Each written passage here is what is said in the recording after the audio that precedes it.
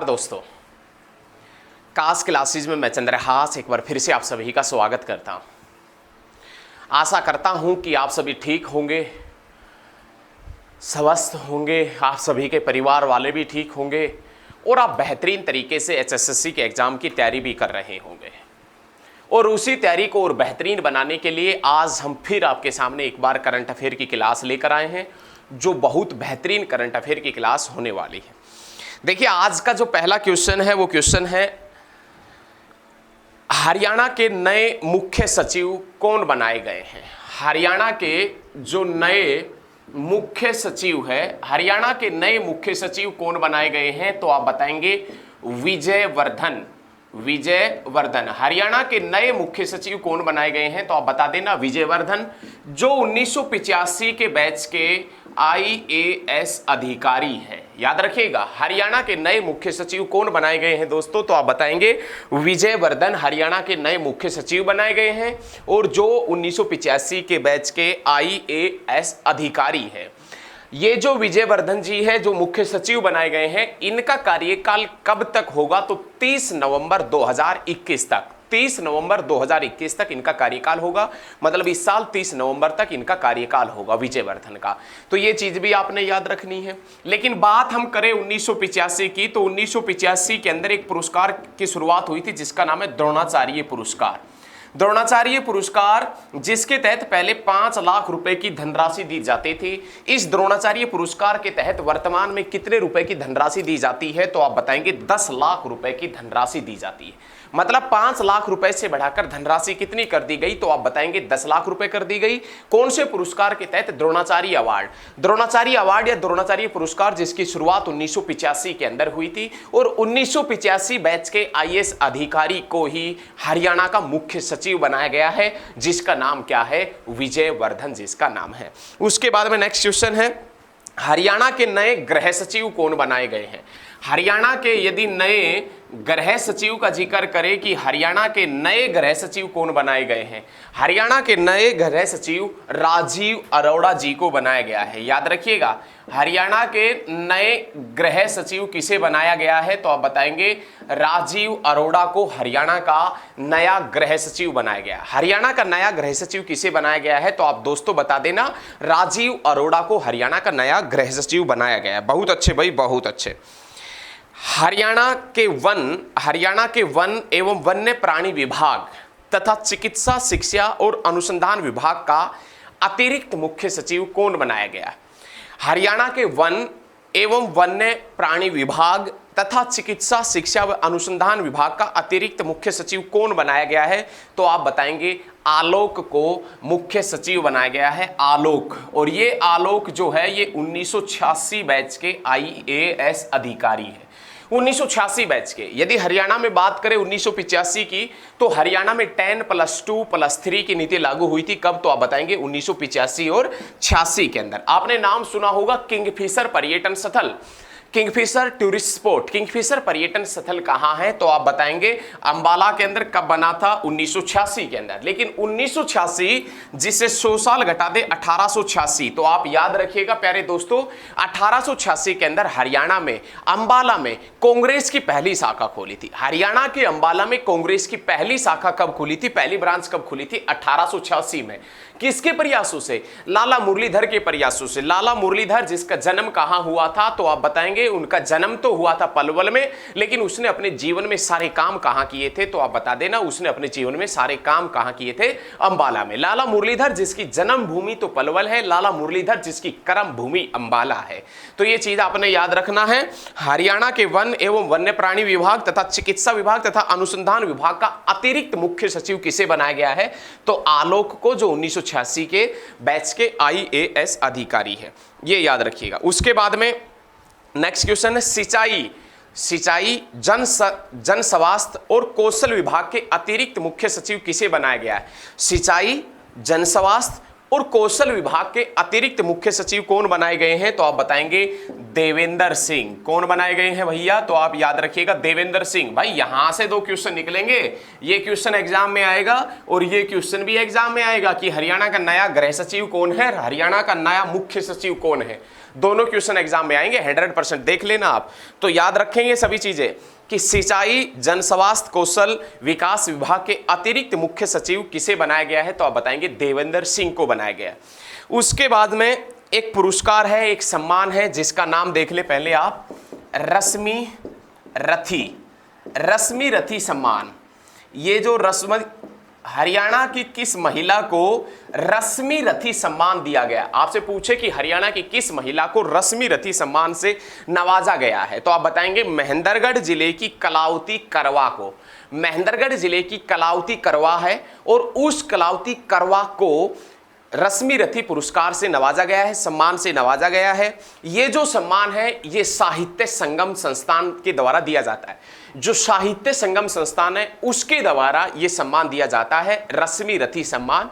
और रश्मि रथी सम्मान है वो कलावती करवा जो रहने वाली है कहाँ की, तो महेंद्रगढ़ की। महेंद्रगढ़ में भी प्रॉपर पूछे तो आप बताएंगे कनीना की रहने वाली है, तो उसी को ये रश्मि रथी सम्मान से नवाजा गया है। उसके बाद में नेक्स्ट क्वेश्चन है, हरियाणा प्रदेश में स्वच्छता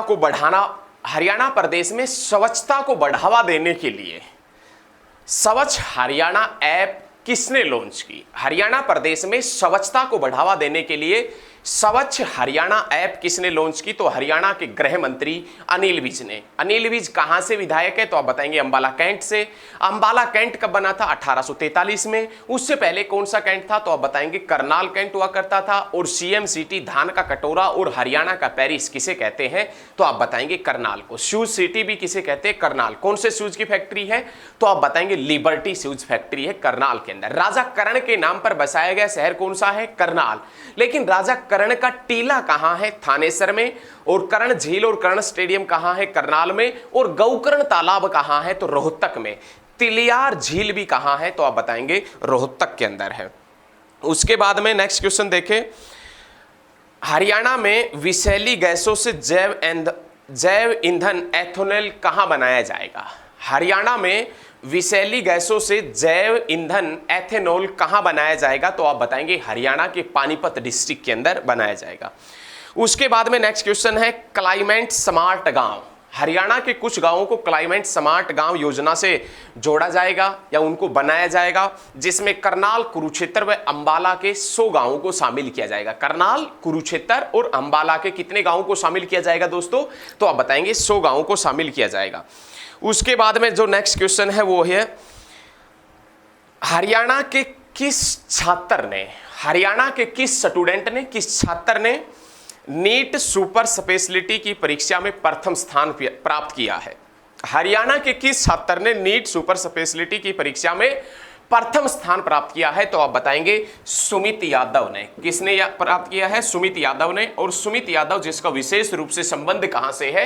तो आप बताएंगे रेवाड़ी से जिनका संबंध है। उसके बाद में नेक्स्ट क्वेश्चन देखें, हरियाणा की किस महिला को Indo Asian young architect in architecture and planning और रिसर्च एक्सीलेंस अवार्ड मिला है? एक बार फिर से देखिएगा, आप लिखने की कोशिश कीजिएगा। हरियाणा की किस महिला को Indo Asian young architect in architecture and planning और रिसर्च एक्सीलेंस अवार्ड मिला है? तो आप बताएंगे दीपशिखा को। किसको मिला है भैया? तो आप बता देना दीपशिखा। किसको मिला है? दीपशिखा को। तो ये सभी पॉइंट आप लिखते हुए चलिएगा साथ के साथ में ना, साथ के साथ में लिख लें। जो भी करंट अफेयर से संबंधित क्वेश्चन बनते हैं वो सभी साथ के साथ में आप लिखते हुए चलिएगा। बहुत अच्छे भाई, बहुत अच्छे। नेक्स्ट क्वेश्चन देखें, नेक्स्ट पर्सन देखें क्या है। उसके बाद में नेक्स्ट पर्सन है, हरियाणा का पहला पोस्ट कोविड क्लिनिक कहां खोला गया? हरियाणा का पहला पोस्ट कोविड और क्लिनिक कहां खोला गया? हरियाणा का पहला पोस्ट कोविड क्लिनिक कहां खोला गया? तो आप बताएंगे रोहतक के अंदर। हरियाणा का पहला पोस्ट कोविड क्लिनिक कहां खोला गया? रोहतक में। और रोहतक में कहां खोला गया था? तो आप बता देना रोहतक के अंदर पोस्ट कोविड क्लिनिक कहां खोला गया? तो आप बता देना भगवत दयाल शर्मा मेडिकल कॉलेज रोहतक के अंदर खोला गया था।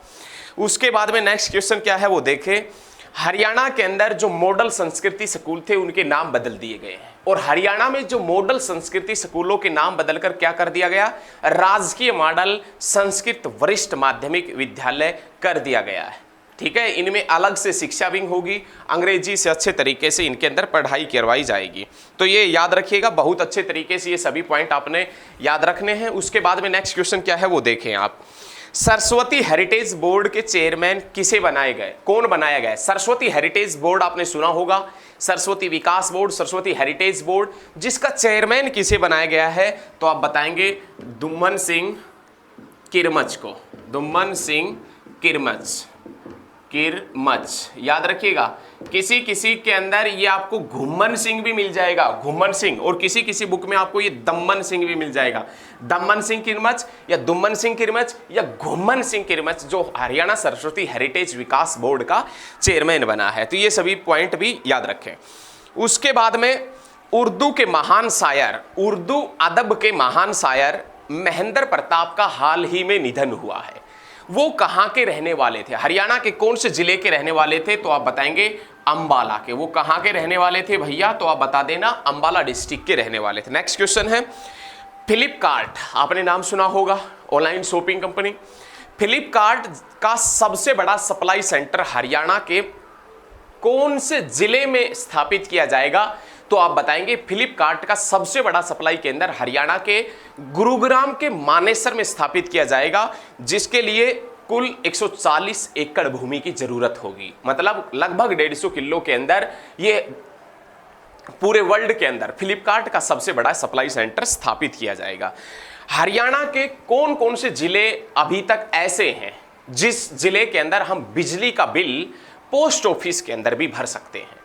हरियाणा के अंदर कौन कौन से जिले ऐसे हैं जिसके अंदर बिजली का बिल आज भी हम पोस्ट ऑफिस में भर सकते हैं तो आप बता देना, जिसमें सिरसा, फतेहाबाद और हिसार है। सिरसा, फतेहाबाद और हिसार। देखिए कितना अच्छा सौभाग्य है, हरियाणा के अंदर जो भाखड़ा नहर प्रवेश करती है वो भाखड़ा नहर भी सिरसा, फतेहाबाद और हिसार में ही सिंचाई का कार्य करती है। और सिरसा, फतेहाबाद और हिसार के अंदर भी आज ऐसा माहौल है कि हम बिजली का बिल आज भी वहां पर भर सकते हैं। कैसे? पोस्ट ऑफिस के माध्यम से। तो यदि हमारे द्वारा दी गई जानकारी साथियों आपको अच्छी लगी हो तो इस वीडियो को ज्यादा से ज्यादा स्टडी ग्रुप में शेयर करना, अपना प्यार और सहयोग लगातार बरकरार रखिएगा, और इसी प्रकार से हम आपके सामने एक से एक बेहतरीन क्वेश्चन लेकर आते रहेंगे। तो आज के लिए इतना ही दोस्तों, जय हिंद, जय हरियाणा, धन्यवाद।